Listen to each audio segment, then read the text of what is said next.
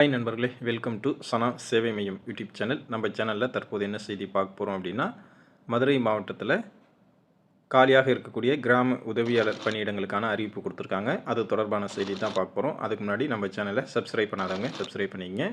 மதுரை மாவட்டத்தில் கிராம உதவியாளர் பணியிடங்களுக்கான அறிவிப்பு வெளியாயிருக்கு.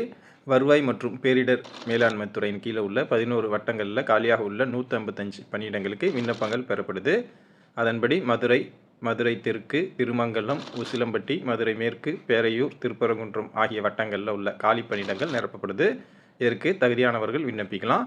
வருவாய் மற்றும் பேரிடர் மேலாண்மை துறையின் கீழ் உள்ள கிராம உதவியாளர் பணிக்கு மதுரை கிழக்கு பகுதியில் 35 இடங்களும், கள்ளிக்குடியில் 2 இடங்களும், மேலூரில் 23 இடங்களும், மதுரை வடக்கு பகுதியில் 15 இடங்களும், மதுரை தெற்கு 7 இடங்களும், திருமங்கலத்தில் 7 இடங்களும், உசிலம்பட்டியில் 8 இடங்களும், வாடிப்பட்டியில் 13 இடங்களும், மதுரை மேற்கு பகுதியில் 11 இடங்களும் என மொத்தம் 155 இடங்கள் நிரப்பப்படுது.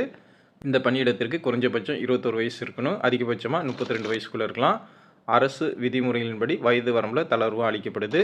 பழங்குடி பட்டியலின பிரிவினருக்கு 42 வயது வரையும், பிசி எம்பிசி பிரிவினருக்கு 39 வயது வரையும் வயது வரம்பில் தளர்வு கொடுத்துருக்காங்க. மாற்றுத்திறனாளிகளுக்கும் வயது வரம்பில் தளர்வு இருக்குது. கல்வி தகுதியை பொறுத்தளவில் 10ஆம் வகுப்பில் தேர்ச்சி பெற்றவங்க விண்ணப்பிக்கலாம். விண்ணப்பிப்பவர்களுக்கு தமிழில் எழுத படிக்க தெரிஞ்சிருக்கணும். மிதிவண்டி, இருசக்கர வாகனம் ஓட்ட தெரிஞ்சிருக்கணும். விண்ணப்பதாரர்கள் சம்மந்தப்பட்ட கிராம எல்லைக்குள்ளே வசிப்பவராக இருக்கணும். மேற்கண்ட பணிக்கு இந்த வேலைக்கு சம்பளமாக 11,100 முதல் 35,100 வரை சம்பளம் வழங்கப்படுது. கிராம உதவியாளர் பணிக்கு மதுரை மாவட்ட அதிகாரப்பூர்வ இணையதளத்தில் உள்ள விண்ணப்பத்தை டவுன்லோட் செஞ்சுக்கணும்.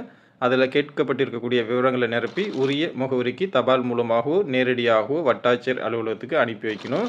விண்ணப்பத்துடன் 10ஆம் வகுப்பு மதிப்பெண் சான்றிதழ், ஜாதி சான்றிதழ், இருப்பிட சான்றிதழ், ஆதார் அட்டை நகல், குடும்ப அட்டை நகல், புகைப்படம், இருசக்கர வாகன ஓட்டுநர் உரிமம் நகல் உள்ளிட்டவற்றை தபால் மூலம் அனுப்பி வைக்கணும். விண்ணப்பதாரர்கள் 15/11/2025க்குள்ளே விண்ணப்பிக்கணும். கடைசி தேதிக்குள்ளே தபால் மூலமாகவோ நேரிலோ சென்று விண்ணப்பத்தை சமர்ப்பிக்கணும். நேர்காணல் மூலம் தகுதியானவர்கள் தேர்வு செய்யப்படுவாங்க.